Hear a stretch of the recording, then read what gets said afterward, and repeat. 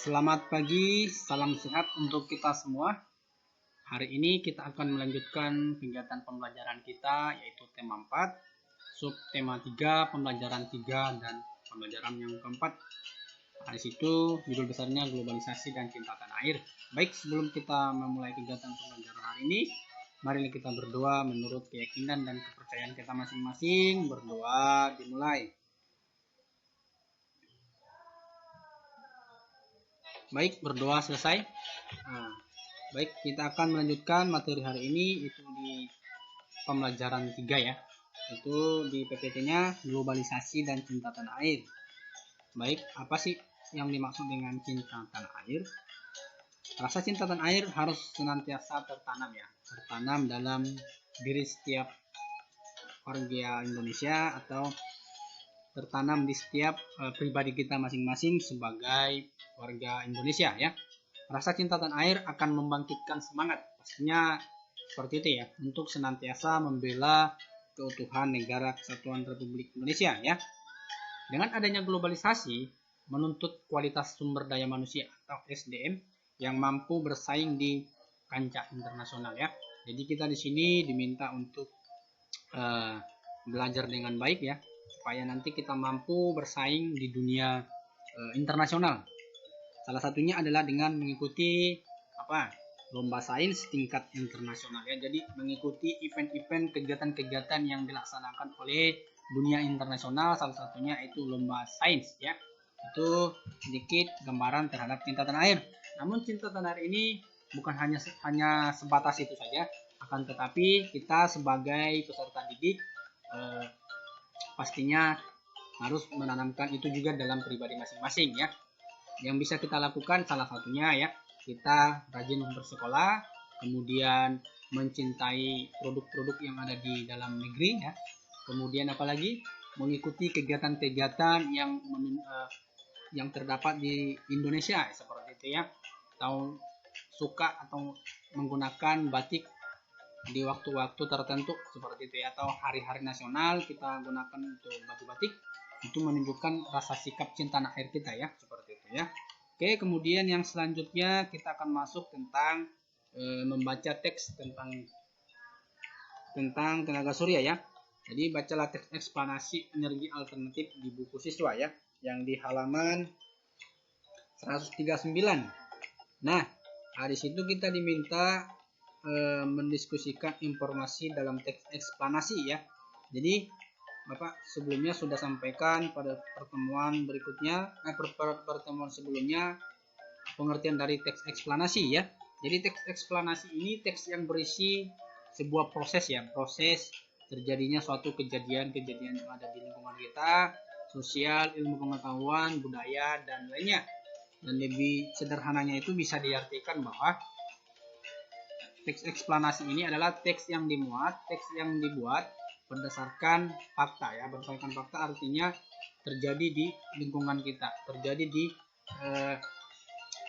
dalam kehidupan kita seperti itu ya. Dan yang nantinya diangkat dalam sebuah informasi yang bisa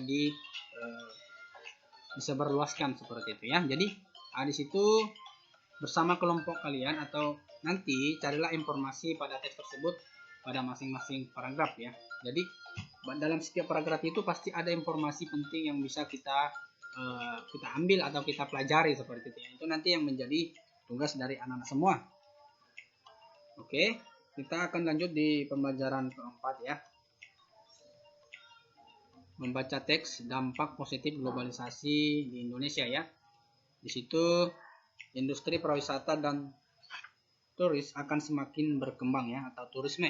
Kemudian yang kedua, teknologi-teknologi yang semakin maju membuat kehidupan masyarakat semakin mudah dan cepat ya. Kemudian yang ketiga, perusahaan-perusahaan memanfaatkan mesin-mesin canggih agar menjadi lebih produktif dan efisien. Kemudian pasar produk dalam negeri meluas ke segala penjuru dunia. Masyarakat menjadi semakin maju dan semakin pintar karena arus informasi dan pengetahuan. Kemudian yang keenam itu globalisasi menyebabkan kemajuan di bidang teknologi, informasi, komunikasi, dan transportasi. Jadi itu dampak positif dari globalisasi di Indonesia seperti itu ya. Kemudian yang berikutnya itu mendiskusikan kosakata dalam teks ya. Jadi di sini kita belajar tentang kosakata dalam teks ya. Jadi sebelumnya kosakata ada dibagi dua ya, kosakata baku dan kosakata tidak baku. Ya, kosakata baku ini adalah kata yang digunakan sudah sesuai dengan pedoman atau kaidah bahasa yang sudah ditentukan. Artinya sudah sesuai dengan Kamus Besar Bahasa Indonesia ya.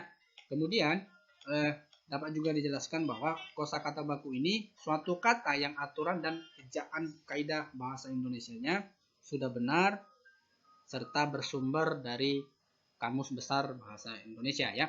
Kemudian kata tidak baku adalah kata yang digunakan tidak sesuai ya, tidak sesuai dengan kaidah aturan pedoman bahasa yang telah ditentukan. Artinya biasanya itu bahasa-bahasa sehari-hari seperti itu ya, atau bahasa-bahasa yang memang yang tren-tren saat ini seperti itu termasuk kosakata tidak baku ya, tidak sesuai dengan Kamus Besar Bahasa Indonesia. Nah, coba diperhatikan dalam materinya yang ada di PPT itu ya, kosakata bakunya atau, kosakata tak baku atawa ya gitu ya. Artinya sebenarnya sama aja, cuman penulisannya yang berbeda. Kemudian informasi sama informasi ya, berbeda ya. Yang kosakata baku itu menggunakan F, sedangkan kosakata tak baku menggunakan P. Kemudian kosakata baku yang berikutnya yang ya, yang itu ditulis dengan lengkap. Sedangkan kosakata tak baku dia hanya ditulis YG ya. Itu bahasa-bahasa singkatan seperti itu ya. Kemudian yang berikutnya industri pakai I, sedangkan yang kosakata tak baku pakai Y, industri ya. Kemudian nasional, kemudian nasional ada penambahan Y. Kemudian produktif ya. Itu yang benar ya, bukan produktif ya. Mungkin itu contoh-contoh yang bisa Bapak bagikan, nanti akan bisa dikembangkan anak-anak di rumah seperti itu ya. Oke, yang berikutnya itu mendiskusikan kosakata dalam teks ya. Jadi selain kosakata baku dan tak baku, kalian akan temukan pula kalimat efektif dan tak efektif ya. Identifikasilah, kemudian isikanlah pada tabel berikut ini. Itu teksnya bisa dibaca nanti di halaman 143 ya. Itu ada dampak positif globalisasi di Indonesia ya. Jadi sebelum masuk ke bagian tabel, Bapak harus dijelaskan dulu apa pengertian dari kalimat efektif dan kalimat tidak efektif ya. Jadi kalimat efektif di sini adalah kalimat yang mengandung gagasan penulis yang kata-katanya memiliki unsur SPOK. Apa itu unsur-unsur SPOK? Ada subjeknya, predikatnya, objek, dan keterangan ya. Jadi itu kalimat efektif, atau bisa juga diartikan sebagai menyampaikan informasi secara lengkap, singkat, dan mudah diterima atau mudah dipahami. Nah, sedangkan kalimat tidak efektif adalah tidak terdapat sifat-sifat tertentu, artinya adanya bahasa-bahasa yang dipakai dalam sehari-hari seperti itu ya, pada sebuah kalimat atau sebuah paragraf seperti itu. Nah, coba perhatikan contoh kalimat efektif pada tabel ya. Dalam era globalisasi saat ini banyak sekali pengaruh yang datang dari dunia luar, khususnya dari negara-negara barat. Nah, coba kalimat yang tidak efektif. Dalam era globalisasi saat ini banyak sekali pengaruh-pengaruh. Jadi ada penambahan itu terlalu rancu, atau artinya terlalu boros kata ya, yang datang dari dunia luar ke Indonesia, khususnya dari negara-negara barat. Jadi terlalu banyak penambahan bahasa sehingga bisa dikatakan bahwa kalimatnya itu agak rancau seperti itu ya. Kemudian yang kedua, banyak hal positif dari globalisasi. Nah, coba yang kalimat tidak efektifnya itu yang ini, hal-hal positif-positif. Nah, ini hal-hal adalah hal-hal positif-positif dari globalisasi sangat banyak ya. Jadi terlalu banyak kata-katanya seperti itu ya. Kemudian yang berikutnya itu, teknologi yang semakin maju membuat kehidupan masyarakat semakin mudah dan cepat. Ini kan bahasanya tuh singkat, jelas, dan memang mudah dipahami. Sedangkan yang kalimat tidak efektifnya itu teknologi. Nah, ada penambahan teknologi dua kali seperti yang semakin maju-maju. Nah, ini semakin maju-maju. Jadi bahasanya tuh agak rancau dan susah kita pahami seperti dia, membuat kehidupan masyarakat. Nah, selanjutnya masuk di materi contoh sikap cinta tanah air ya. Jadi ada beberapa yang harus kita pahami. Sikap cinta tanah air yang pertama, pastinya kita bangga sebagai bangsa Indonesia ya, sebagai bangsa yang besar, negara kepulauan yang memiliki ribuan suku, bahasa, dan adat istiadat yang beragam seperti itu ya. Pastinya kita bangga sebagai bangsa Indonesia. Kemudian yang kedua, menjaga nama baik tanah air Indonesia ya. Kemudian yang ketiga, menggunakan hak pilih dalam pemilu. Ini bagi orang-orang tua kita atau saudara-saudara kita yang memang sudah memiliki syarat untuk bisa ikut memilih ya. Kita juga sebagai siswa pasti menggunakan hak pilih pada saat kita melakukan pemilihan ketua kelas atau ketua OSIS di sekolah-sekolah seperti itu ya. Kemudian yang keempat ini, menjunjung tinggi hukum dan pemerintahan ya. Jadi kita harus taat dengan hukum yang ada di bangsa kita atau yang ada di lingkungan kita ya, seperti itu. Kemudian yang kelima, aktif berpartisipasi dalam pembangunan nasional ya. Makanya kita di sini anak-anak semua harus rajin belajar dan sungguh-sungguh belajar seperti itu ya, supaya nanti bisa mengambil bagian dalam pemerintahan dan ikut ambil bagian dalam pembangunan nasional ya.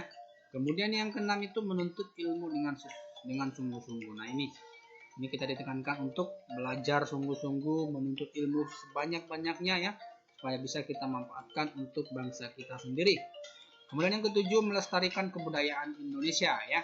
Jadi kita harus melestarikan budaya-budaya yang ada di bangsa kita ya. Jangan sampai nanti ini jadi punah atau mungkin diambil alih oleh negara lain ya. Jadi kita sebagai anak bangsa, sebagai siswa yang cinta tanah air, kita harus melestarikan budaya di Indonesia. Kemudian yang kedelapan, menjaga kelestarian lingkungan ya. Sini kita ditekankan untuk diminta menjaga kebersihan lingkungan ya. Jangan membuang sampah sembarangan, membuang sampah ke sungai, dan membuang limbah-limbah limbah-limbah yang berbahaya ke sungai seperti itu ya. Jadi kita menjaga kelestarian lingkungan ya. Kemudian yang kesembilan, menciptakan kerukunan antar umat beragama. Jadi kita sini sebagai umat beragama pastinya kita harus menghargai agama-agama lain, jangan mengejek, jangan mengecilkan ya, seperti itu ya. Kita kan diajarkan diajarkan agama untuk saling toleransi, saling menjaga kerukunan seperti itu ya. Kemudian yang ke-10, hidup rukun dan gotong royong ya. Jadi kita di sini harus hidup saling tolong menolong antara satu dengan yang lainnya atau orang-orang yang memang membutuhkan pertolongan ya. Jadi itu beberapa contoh sikap cinta tanah air, akan tetapi masih banyak yang bisa kita lakukan seperti itu ya. Baik, mungkin itu yang bisa Bapak sampaikan pada materi hari ini. Semoga apa yang Bapak sampaikan dapat dipahami dengan baik. Apabila nanti kurang dipahami, bisa ditanyakan secara langsung. Baik, cukup sekian. Selamat pagi, salam sehat, dan semangat.